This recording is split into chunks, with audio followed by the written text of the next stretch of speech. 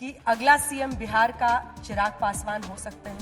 अगली बार साल के इसी समय जब दोबारा आज तक पे कॉन्क्लेव हो रहा होगा तो मेरे मौजूदा मुख्यमंत्री नीतीश कुमार जी एक बार फिर से मुख्यमंत्री पद की शपथ ले चुके होंगे।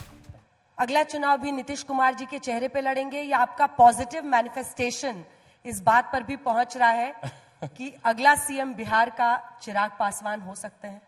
अगली बार साल के इसी समय जब दोबारा आज तक पे कॉन्क्लेव हो रहा होगा तो मेरे मौजूदा मुख्यमंत्री नीतीश कुमार जी एक बार फिर से मुख्यमंत्री पद की शपथ ले चुके होंगे।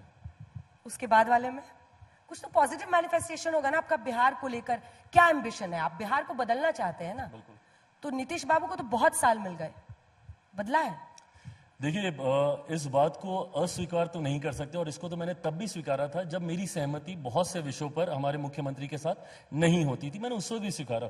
2005 के बाद जो बिहार ने बदलाव देखे हैं वो मौजूदा मुख्यमंत्री की वजह से ही देखे हैं। उससे पहले का वो जो जंगल राज पलायन की वो तस्वीरें जो अगर कोई बदल पाया है तो मौजूदा मुख्यमंत्री पर। मैं इतना भी उतनी ही विनम्रता से मानता हूं कि अभी भी कई कार्य करने बाकी हैं in terms of infrastructural development, in terms of industrialization. ये भी एक मैनिफेस्टेशन का ही हिस्सा है।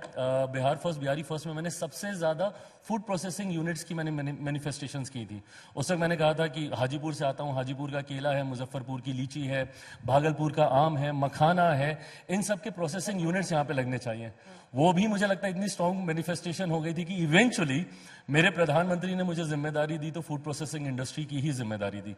अब इन क्षेत्रों को बढ़ावा देने की जरूरत है, इस सेक्टर को बढ़ावा देने की जरूरत है जिसके साथ मैं काम कर रहा हूं। मैं मानता हूं कि बिहार में धीरे धीरे उद्योगीकरण जब होगा, मैंने कोटा का मैंने जिक्र किया, क्यों मेरे बच्चे जाते हैं, उस तरीके के एजुकेशनल हब पटना में बन सकते हैं, भागलपुर में बन सकते हैं, दरभंगा में बन सकते हैं, बिहार के अलग अलग जिले में बन सकते हैं। इस सोच के साथ मैं आगे बढ़ने का काम कर रहा हूं। अब स्क्रीन पर दो तस्वीरें मैं दिखाना चाहती हूँ। एक पोस्टर है आपकी पहली फिल्म का। अरे प्रभु, हे भगवान, उधर, हे भगवान, इधर भी दिख रहा है मुझे। अच्छा।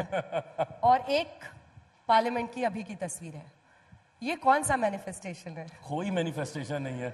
कल मैं मिला कंगना से एंड थैंकफुली हम लोग इनसाइड पार्लियामेंट मिले, वो भी काफी खुश थी, मैं भी काफी खुश था कि कम से कम मीडिया के सामने कोई और ऐसी तस्वीर नहीं जा रही है जिसको लेके पता नहीं क्या क्या एजम्पशन चल रहे हैं। बट क्या बोलेगा कोई इस पर? आपके पर्सनल लाइफ में भी लोगों का बड़ा इंटरेस्ट रहता है कि चिराग जी। मैं वापस बिहार पे आते हैं और बिहार की राजनीति 2025 के चुनाव है सर पे। अंजना जी, ये क्या सवाल पूछ रहे हैं आप?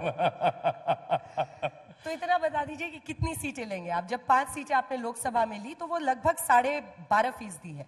12.5% अगर विधानसभा में मिलेगा तो वो लगभग 30 सीट है।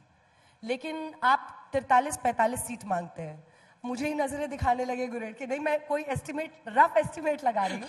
45 चाहिए, 50 चाहिए, कितनी सीटें? क्योंकि अब तो बहुत कम टाइम है, काउंटडाउन शुरू हो चुका है, दिसंबर गठबंधन है। के भीतर मैं यही कागज लेकर बैठूंगा। आपने काम इतना आसान कर दिया, इक्वेशन फॉर्मूला सब तैयार है। बट ऑनेस्टली स्पीकिंग, एक बात, मैं गठबंधन धर्म की मर्यादा को तोड़ूंगा कि मैं कोई भी संख्या का जिक्र सार्वजनिक मंच पर पहले करूं और गठबंधन के भीतर बाद में करूं, ये उचित नहीं है।